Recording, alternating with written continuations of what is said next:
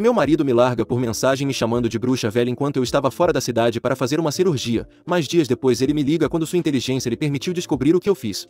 Tenho 42 anos e sou mulher, e seria engraçado se vocês soubessem como estou escrevendo isso, embora para mim não seja. Aqui estou eu com um tapa-olho, papéis de divórcio e o coração em pedaços. Meu marido Dylan e eu estávamos casados há 8 anos, a diferença de 4 anos de idade nunca pareceu ser um problema até recentemente. Sim, havia piadas sobre eu ter roubado o berço ou sobre ele ter um modelo mais velho, mas elas sempre vinham acompanhadas da segurança de que minha maturidade o atraía, ou pelo menos era o que eu acreditava. Isso pelo menos até recentemente quando as piadas sobre minha idade tomaram um tom mais cruel. Ele parou de querer ter intimidade para esconder os problemas, dizia que era estresse no trabalho ou algo que tinha acontecido no dia. Tentei de tudo: lingerie nova, cozinhar suas comidas favoritas, sugerir escapadas de fim de semana, mas nada diminuía a distância crescente entre nós. Nosso último aniversário foi especialmente revelador. Preparei uma escapada surpresa para o resort de luxo onde passamos nossa lua de mel. Passei semanas coordenando com seu assistente para liberar sua agenda, só para ele se embebedar no bar do local e dormir antes mesmo de brindarmos ao nosso casamento. Na manhã seguinte ele estava mais interessado no celular do que na massagem para casais que eu havia reservado. Quando eu disse alguma coisa ele respondeu irritado: Nem todo mundo se anima com as mesmas coisas que as pessoas da sua idade. Suas longas noites no escritório começaram a incluir happy hours obrigatórios aos quais eu nunca era convidada. Seu telefone de repente tinha senha. Ele começou a ir à academia em horários estranhos e comprava roupas novas que nunca usava comigo. Sinais clássicos de infidelidade. 3 semanas atrás fui diagnosticada com descolamento de retina.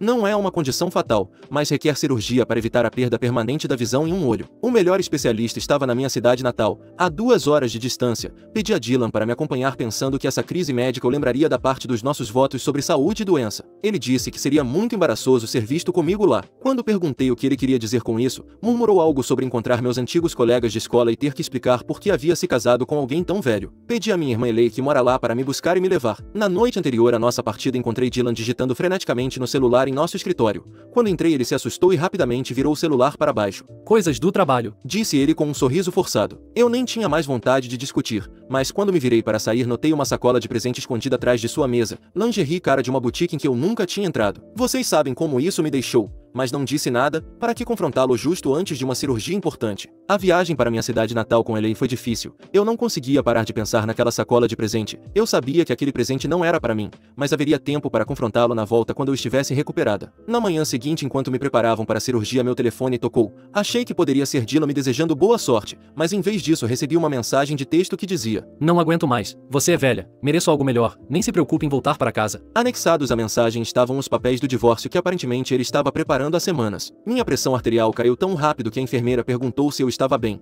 Devo ter ficado pálida como um fantasma. Entreguei o telefone para minha irmã antes de me levarem para a sala de cirurgia porque em breve eu estaria dormindo e pelo menos esqueceria disso por um tempo. Quando acordei com bandagens em um olho e visão turva no outro, Elaine estava ao meu lado. Pela expressão dela sabia que eu tinha acordado para um pesadelo. Ela me contou que Dylan tinha ligado exigindo saber quando eu assinaria os papéis para que ele pudesse seguir com a vida dele. Ele teve a audácia de perguntar se eu podia assinar digitalmente. Elaine disse exatamente onde ele podia enfiar aqueles papéis. Minha doce irmã, a professora de jardim de infância, tinha algumas coisas a dizer sobre ele. Em outras circunstâncias eu teria rido das coisas que minha irmã disse. Os dias seguintes foram uma mistura de analgésicos, colírios e ataques de choro que faziam meu olho operado doer ainda mais. Os médicos avisaram que o estresse emocional poderia complicar minha recuperação. Durante minha consulta pós-operatória, o especialista perguntou sobre minha pressão quando desmaiei e eu contei sobre a mensagem de texto de Dylan. Ele ficou tão horrorizado que chamou a assistente social do hospital para conversar comigo. Ela me deu recursos para terapia e grupos de apoio para pessoas que estão passando por divórcios traumáticos. Agradeci educadamente, mas fiquei envergonhada de falar sobre isso porque ele era meu especialista em medicina ocular, não meu terapeuta.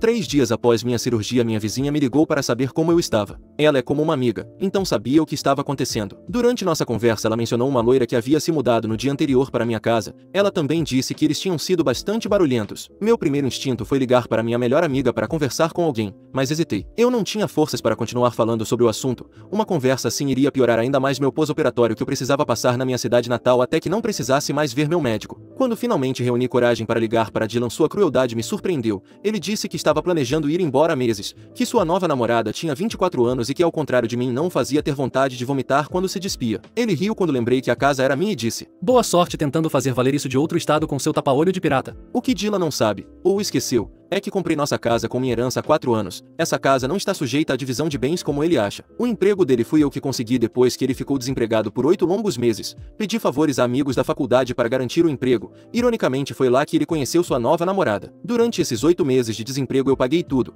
A prestação do carro dele, os empréstimos estudantis, até o terno que ele usou para a entrevista. Eu editei o currículo dele, pratiquei perguntas com ele, acreditei nele quando ninguém mais queria dar uma chance. E como ele pagou essa lealdade? Me mandando os papéis do divórcio por mensagem de texto enquanto eu estava sendo operada e mudando a namorada dele para minha casa em questão de dias. Então, aqui é onde talvez eu seja a vilã da história. Ontem liguei para minha corretora de imóveis. Ela tem uma família adorável e está procurando um aluguel imediato em nossa vizinhança. Eles podem se mudar nas próximas semanas. Também tenho o contato de Marcos, o CFO da empresa de Dylan e um velho amigo meu da faculdade. Vi recibos de jantares que ele teve, nos quais supostamente estava se reunindo com clientes. É possível que muitos desses clientes não existam e sejam jantares com sua nova namorada. É importante que meu amigo veja isso em detalhes para investigar para onde estão indo os recursos da empresa. Há algo mais que também me pesa. Há 2 anos Dylan pegou emprestado $15.000 dos meus savings pessoais para o que chamou de uma oportunidade de investimento urgente. Ele prometeu devolver com juros em 6 meses. Esse prazo chegou e passou, e toda vez que eu mencionava ele ficava na defensiva ou mudava de assunto.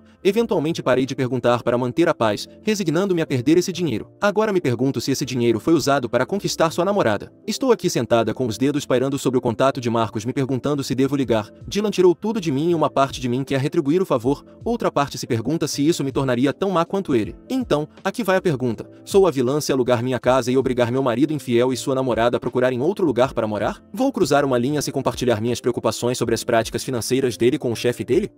Atualização. Bem, aqui está a situação. Passou uma longa semana entre minha publicação original e esta, que será minha primeira atualização. Não sei se haverá mais, mas esta é pelo menos a primeira. Muitos me incentivaram a ligar para Marcos porque é normal que uma pessoa se defenda. Ele acha que eu não valho nada e que não sirvo para nada porque sou uma mulher velha. Bem, então ele não deveria receber favores de mulheres velhas conseguindo um emprego, uma casa e tudo que veio comigo. Liguei para Marcos no dia seguinte à publicação. Ele sabia da minha cirurgia, então a primeira coisa que fez foi perguntar como eu estava. Ele se importou mais comigo do que meu marido. Não consegui contar imediatamente sobre os gastos porque ele queria saber sobre minha recuperação e se tudo tinha corrido bem, mas quando contei o tom da conversa ficou sério. Contei o que tinha acontecido nesses dias, mas também sobre os possíveis gastos. Ele disse que ia investigar e verificar com qual cliente Dylan se reuniu e os gastos que Dylan cobrou da empresa. Se está errado ou não, não sei, não me importo. Depois do que ele me fez não inventei provas. Não precisava. A verdade já era suficientemente condenatória porque até Marcos sabia que um funcionário com tantos gastos não era normal. Claro, em uma grande empresa isso pode passar despercebido, a menos que alguém chame a atenção para o assunto.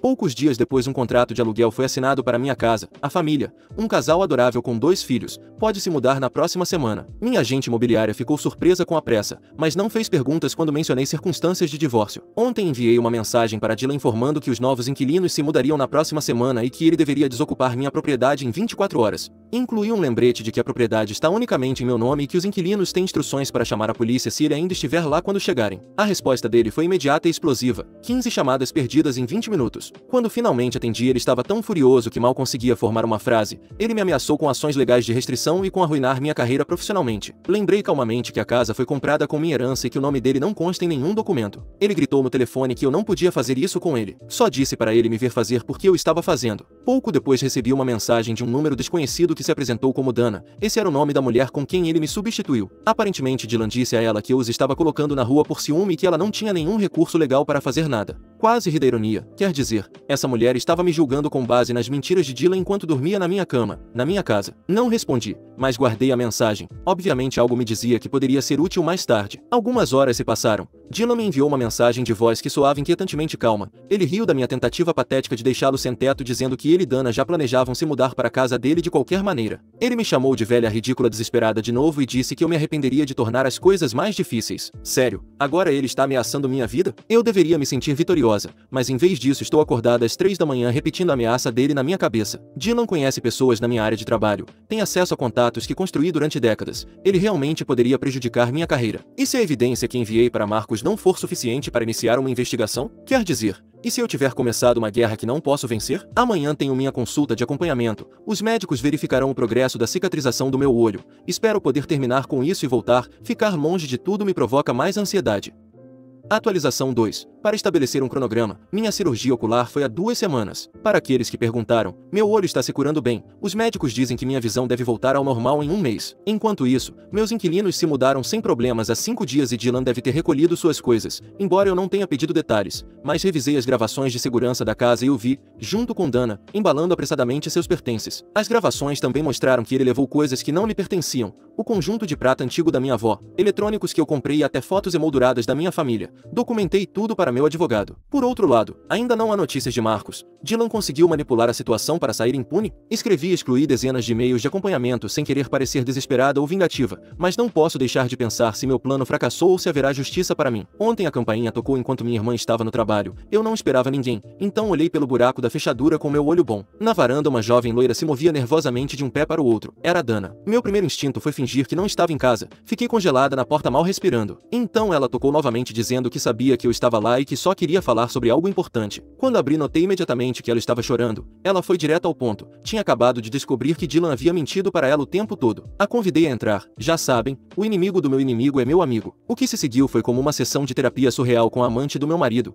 as duas vítimas do mesmo homem, comparando notas sobre sua intrincada rede de mentiras. E durante a hora seguinte Dana me contou uma história que me incomodou particularmente muito. Dylan havia tecido uma ficção complicada sobre nosso relacionamento contando-lhe diferentes mentiras em diferentes estágios do engano. No início ele disse que eu era apenas sua velha colega de quarto, uma mulher que tinha uma queda por ele. Mais tarde, quando o relacionamento avançou, ele admitiu que eu era sua esposa separada, mas me pintou como alguém obsessiva e vingativa. Ele disse que já estávamos separados, que o divórcio estava praticamente finalizado, apenas esperando a papelada. Segundo Dana, ele me descrevia como uma mulher amargurada de meia-idade que não conseguia aceitar que ele tinha seguido em frente com sua vida. O comentário de meia-idade me ofendeu. Ele prometeu que venderia sua parte de nossa casa assim que eu assinasse os papéis do divórcio usando esse dinheiro para viajar juntos pelo mundo. Mas isso não foi tudo. Dana me confessou que Dylan também estava levando clientes para jantares, mas também a levava aos mesmos lugares e usava o cartão corporativo para pagar. Na semana passada ela ouviu no telefone desesperado implorando a alguém chamado Marcos para adiar uma auditoria interna até que ele pudesse ajeitar as coisas. Então a investigação tinha começado. A confirmação deveria ter sido satisfatória, mas não havia tempo para sentir nada. Ainda havia mais. Dana continuou me contando que Dylan também estava pedindo dinheiro emprestado para as supostas investimentos que eu já conheço muito bem. Meus $15.000 passaram pela minha mente por um instante. Quando Dana pediu documentação, ele ficou bravo e a acusou de não confiar nele. Ele conseguiu quase $8.000, tudo que ela havia economizado trabalhando como recepcionista. Mas se vocês acham que eu fui vingativa com aquela coisa da casa,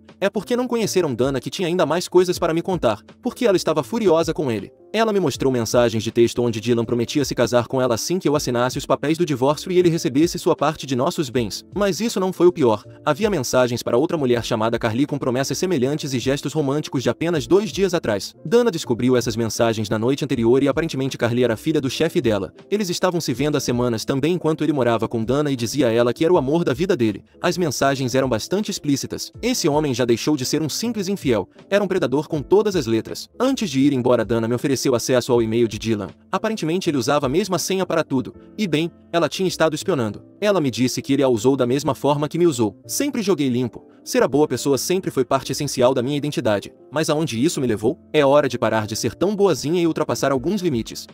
Atualização 3. Há 3 dias tudo mudou. Para aqueles que perguntaram se eu verifiquei as contas de Dylan, não verifiquei. Mas não porque não queria, mas sim porque não foi necessário. Há 3 dias meu telefone explodiu com notificações. 17 chamadas perdidas de Dylan em 20 minutos. Cada uma indo direto para a caixa postal. Nem precisei ouvir as mensagens para saber o que tinha acontecido. As mensagens que se seguiram deixaram tudo bem claro. Ele me perguntou como eu podia fazer isso com ele, dizendo que sabia que eu estava por trás de tudo. Ele me pediu implorando para ligar de volta, dizendo que estavam apresentando acusações contra ele. Disse que sua vida estava arruinada por minha causa, que perderia sua licença e que nunca mais poderia trabalhar em finanças. Sua última mensagem foi em letras maiúsculas exigindo que eu atendesse o telefone, seguida de uma série de insultos coloridos. Através de amigos em comum fiquei sabendo da história toda. O que conversamos com Marcos desencadeou uma auditoria interna que revelou um padrão. Os jantares com Dana não eram nada em comparação. Uma vez que a equipe financeira investigou, descobriram anos de relatórios fraudulentos, clientes falsos e fundos desviados. Eram pequenas discrepâncias para não levantar suspeitas, mas durante tanto tempo o dinheiro não era pouco. Meus 15 mil ficaram para trás no topo. Estamos falando de milhares de dólares simplesmente desaparecidos. Aparentemente Dylan estava operando um esquema sofisticado há quase 3 anos. Ele criou contas de clientes fictícios, falsificou relatórios de despesas e ficou com os reembolsos. Ele também estava oferecendo oportunidades de investimento privadas a clientes reais, pegando o dinheiro deles em dinheiro vivo. Alguns desses clientes eram pessoas de baixa renda que concordaram em dar o dinheiro a ele apenas porque ele trabalhava em uma grande empresa. Agora a empresa estava entrando em contato com todos esses clientes, muitos dos quais não tinham ideia de que tinham sido enganados. Na mesma tarde Marcos me ligou para informar que a polícia poderia querer falar comigo como testemunha no caso de fraude de Dylan. Eu disse que estava mais do que disposta a cooperar, não precisava me pedir 2 vezes, eu ia dar todas as informações que tivesse. Mais tarde naquela noite Dana me ligou. Ela disse que tinha terminado com Dylan. Dylan até tentou culpar Dana por seu golpe. Disse que ela era quem o tinha levado a fazer isso, que tudo era ideia dela. Claro, as pessoas não eram estúpidas. Eu deveria ter me sentido vitoriosa. Esta era a vingança que eu tinha planejado, mas nada disso aconteceu. Não sei, é estranho. Não acho que minha vida melhore só porque a de Dylan está destruída agora. Não me interpretem mal. Acho que as consequências para Dylan são justas, não para mim, mas para a empresa dele e para as pessoas que ele enganou. Mas isso não faz minha vida melhorar milagrosamente. As coisas não terminaram aí. Às 3 da manhã fui acordada com uma batida na porta na casa da minha irmã. Nas semanas desde a última vez que o vi, ele parecia ter envelhecido uma década. Acho que se não fosse pelo meu olho ele ainda seria o ladrão de berços ou que eu era o modelo mais velho. Ele estava um pouco bêbado porque quando eu disse para ele ir embora já que era muito tarde para estar ali ele arrastava as palavras. Era isso ou ele estava muito cansado. Muito tarde não era só pela hora, mas por tudo o que tinha acontecido. Através da porta Dylan lançou desculpa após desculpa, admitiu que tinha cometido um grande erro e tentou mudar as palavras. Agora de repente em vez de me descrever como velha e ridícula, ele me oferecia tudo, até devolver meus 15 mil, fazer terapia de casal e nos mudarmos para minha cidade natal. Ele gritava: O que você quiser, só por favor abre a porta. Mas não, até uns dias atrás ele ia arruinar minha vida, mas agora era ele que estava na porta com a vida dele em cinzas. O pior é que eu não fiz muita coisa, só avisei Marcos de uma suspeita, mas a realidade era pior, mas foram suas próprias ações que fizeram sua vida terminar assim, incluindo enganar Dana que se encarregou de apresentar algumas provas que tinha. No final perseguir a juventude lhe trouxe muitos problemas, e no ato mais insignificante, mas mais satisfatório da minha vida, enviei uma única mensagem de texto. Esta velha não vai salvar sua pele desta vez? Depois de ler minha mensagem ele ficou na porta até o amanhecer, ocasionalmente dizia meu nome e ocasionalmente dava batidinhas fracas na porta. Eu fui para o meu quarto e aproveitei cada momento. Agradeço que minha irmã tenha um sono profundo porque no outro dia eu disse: Você ouviu o que aconteceu? E ela só disse: De novo os vizinhos discutindo? Então tive que contar tudo para ela. Quando estávamos tomando café da manhã ele já tinha ido embora porque ela mesma foi verificar. Atualização 4. Semanas se passaram desde a minha cirurgia. Na verdade, foram 5 longas semanas desde que aluguei minha casa e 4 semanas desde que o mundo de Dylan desmoronou completamente. Nas últimas semanas a polícia me entrevistou 2 vezes sobre as fraudes financeiras de Dylan. Compartilhei tudo o que sabia, o que sinceramente não era muito mais do que já havia contado a Marcos. Também descobri que Dylan tentou me envolver em seus crimes sugerindo que eu estava ciente de seus golpes e que havia me beneficiado de sua atividade ilegal. Felizmente as evidências não apoiavam suas afirmações. Nossas contas bancárias separadas e o fato de nosso estilo de vida nunca ter refletido nenhuma renda oculta jogaram a meu favor. Na manhã seguinte à visita noturna de Dylan liguei para minha advogada. Ela redigiu novos papéis de divórcio que faziam a versão original de Dylan parecer generosa em comparação. Com provas de sua má conduta financeira e abandono durante minha crise médica ela me garantiu que o processo seria simples. Ela não estava exagerando. Os problemas legais de Dylan o deixaram ansioso para chegar a um acordo rápido. Seu advogado público o avisou que lutar contra o divórcio apenas complicaria ainda mais seu caso criminal. Ele assinou meus termos sem objeções, renunciou a qualquer reivindicação sobre a propriedade e renunciou a qualquer reivindicação de apoio financeiro. O divórcio será resolvido em tempo recorde, segundo minhas estimativas. Atualização 5. Sei que vocês querem saber o que aconteceu com Dylan, afinal, da última vez que publiquei ele estava em muitos problemas. Não, ele não apareceu mais à noite e minha irmã continua tendo um sono profundo. Permitam-me falar primeiro de mim. Voltei para minha cidade porque ainda tinha meu trabalho, meus amigos e tudo mais aqui, mas me mudei para outra casa, uma que estou alugando. Sei que teria sido melhor ficar com minha antiga casa já que não teria que pagar aluguel, mas ficar lá com todas aquelas lembranças? Não obrigada. Em vez disso me mudei para um lugar menor, então o aluguel da minha casa cobre o custo da nova e ainda consigo economizar um pouco. Talvez em algum tempo eu pense em comprar novamente. Não sei. Veremos. O divórcio está finalizado. Não há mais nenhum papel para apresentar, assinar ou qualquer outra coisa. Não somos mais casados. O acordo de divórcio estabelecia que cada um ficaria com o que lhe pertencia, exceto meus 15 mil e as coisas que ele roubou da minha casa. Com isso recuperado não me importo mais com o que acontecerá com Dylan daqui para frente. Por mim ele pode morar debaixo de uma ponte e assar castanhas. Embora para vocês entenderem essa piada, primeiro precisamos falar sobre seus problemas legais. E foram vários nestes meses, desde sua empresa que o demitiu por justa causa até a ação por desvio de fundos, somada à ação coletiva das pessoas que ele enganou, a qual aliás, sua empresa também se juntou, não só para limpar sua imagem, mas porque o chefe de Dylan tinha um interesse muito particular em supervisionar o caso já que Dylan tinha se envolvido com sua filha. Não houve uma ação criminal, eles chegaram a um acordo para pagar tudo se ele concordasse em reembolsar cada centavo para cada uma das pessoas que enganou, então ele teve que entregar todo o dinheiro que tinha, ou melhor, foi obrigado a fazê-lo. E ainda pedir um empréstimo ridículo. Pelo que sei ele pediu ajuda aos pais para o empréstimo, mas a condição para não ir para a prisão era quitar toda a dívida imediatamente, então ele não teve escolha, agora ele não deve ter nem um centavo. Se a quantia que eu vi é correta, ficaria surpresa se ele tivesse sequer castanhas para assar debaixo de uma ponte. Com isso, digo tudo.